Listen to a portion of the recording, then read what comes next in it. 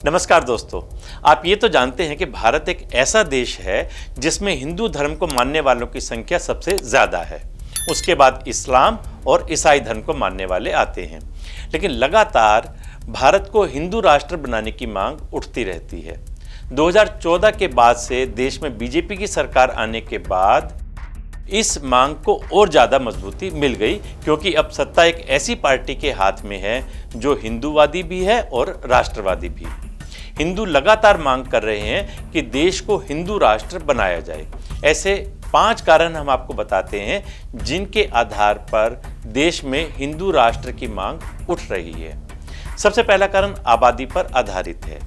लोगों का ये कहना है कि पाकिस्तान में 24 करोड़ मुसलमान रहते हैं, इराक में करीब 4.5 करोड़, सऊदी अरब में 4 करोड़, अफगानिस्तान में 3.5 करोड़, बहरीन में 14 लाख और मालदीव्स में सिर्फ 5 लाख मुसलमान रहते हैं। ये सब मुस्लिम देश हैं। वहाँ का राजकीय धर्म इस्लाम है, जबकि भारत में 116 करोड़ हिंदू और 22 करोड़ मुसलमान रहते हैं। तो भी भारत को हिंदू राष्ट्र बनाने में क्या अड़चन है? इसके अलावा दूसरा कारण भी तर्कसंगत है। जैसे दुनिया के देशों के अलग अलग राजकीय धर्म हैं, जिसमें इस्लामिक कंट्रीज की संख्या सबसे ज़्यादा है। दुनिया में 50 से ज़्यादा इस्लामिक और 15 ईसाई देश हो सकते हैं। तो भारत को एक हिंदू राष्ट्र क्यों नहीं बनाया जा सकता? हालांकि भारत के कई बड़े नेता हिंदू राष्ट्र की वकालत कर चुके हैं। ये तो सभी जानते हैं और सच भी है कि भारत में शुरू में हिंदू ही रहा करते थे। भारत सनातनियों का ही देश हुआ करता था, लेकिन जब मुगल आए तो उन्होंने जबरन लोगों का धर्म परिवर्तन कराया। अब बात करते हैं तीसरे सबसे बड़े कारण की। क्यों भारत को हिंदू राष्ट्र क्यों न घोषित किया जाए? मुगलों ने हिंदुओं पर धर्म परिवर्तन के लिए कई जुल्म उठाए और उनमें से एक सबसे बड़ा था जजिया टैक्स। ये एक ऐसा टैक्स था जिसे सिर्फ गैर इस्लामिक लोगों को चुकाना पड़ता था, यानी धर्म परिवर्तन का भी एक बड़ा कारण था, जिसकी वजह से देश के हिंदुओं पर जबरन इस्लाम धर्म थोपा गया।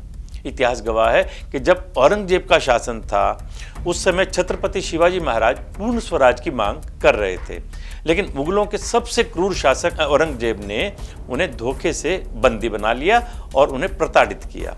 उस वक्त औरंगजेब ने भी शिवाजी पर इस्लाम कबूलने का दबाव बनाया था, जिसे न मानने पर उन्हें बड़ी बेरहमी से मार डाला गया था। इसीलिए आज भी कहा जाता है कि भारत में जो मुस्लिम लोग हैं उनके पूर्वज हिंदू ही हैं और अब उनकी घर वापसी यानी उनका शुद्धिकरण होना चाहिए, ताकि अखंड हिंदू राष्ट्र का निर्माण किया जा सके। इसके अलावा चौथा तर्क भी है कि पहले मुगलों ने फिर अंग्रेजों ने सैकड़ों वर्षों तक हिंदुओं को गुलामी की जंजीरों में जकड़े रखा। मुगलों ने तो हिंदू धर्म को मिटाने के लिए ना जाने कितने ही मंदिरों और गुरुद्वारों को तबाह भी कर दिया था। हद तो तब हो गई जब मुस्लिम आक्रांताओं ने हमारे रामलला की जन्मभूमि अयोध्या तक को भी नहीं बख्शा और वहाँ भी बाबरी मस्जिद बना डाली। ये हमारी खुशकिस्मती ही है कि 2019 में राम मंदिर केस में हिंदू संगठनों ने कानूनी जीत हासिल की। इसके बाद मोदी सरकार ने 2024 में दोबारा रामलला की जन्मभूमि पर एक विशाल भव्य मंदिर बनवाया, जो हिंदुत्व का एक विशाल स्तंभ है। इसके अलावा पांचवा सबसे बड़ा कारण और सबसे ज़रूरी कारण जो है, जिसके कारण से हम कह सकते हैं कि भारत हिंदू राष्ट्र है, वो है आज दुनिया में हर धर्म के लोगों के लिए एक परमानेंट घर है। जैसे मुसलमानों के लिए सऊदी अरब, क्रिश्चियंस के लिए अमेरिका, यहूदियों के लिए इजराइल। यानी इन सभी धर्मों के लोग अगर मुसीबत में हों तो अपने धर्म के देश में शरण ले सकते हैं। लेकिन भारतीय धर्मों के लोग जैसे हिंदू, बौद्ध, सिख, जैन और स्थानीय लोगों के कोई भी देश नहीं है जहां वो खुद को सुरक्षित महसूस कर सके। इन सब के बीच ये भी सवाल उठता है कि अगर भारत एक अखंड हिंदू राष्ट्र बन गया तो मुस्लिम और ईसाई समाज का क्या होगा? यहाँ एक बात साफ है कि अखंड हिंदू राष्ट्र का मतलब ये नहीं है कि यहाँ सिर्फ हिंदू ही रहेंगे।